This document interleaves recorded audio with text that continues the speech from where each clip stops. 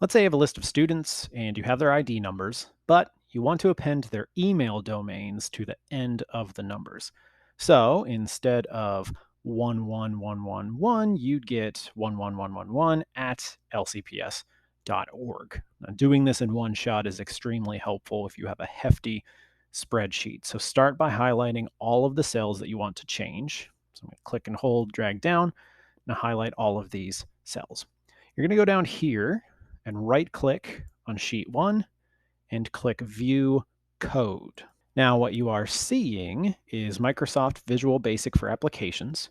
What you're going to do is paste this VBA, or Visual Basic for Applications code, which you can copy from the description of this video. So you'll see there are two quotation marks right here. Whatever you type between these two quotation marks will be added to the end of those cells. So let's add at lcps.org.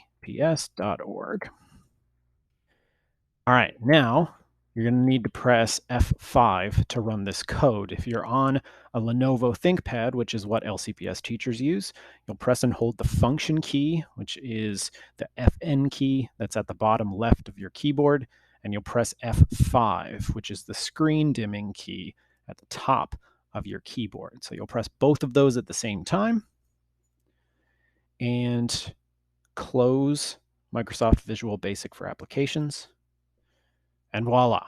Like all things Excel, it is complicated, but it is useful. So you can also use a similar code to append at the beginning rather than the end of the cells.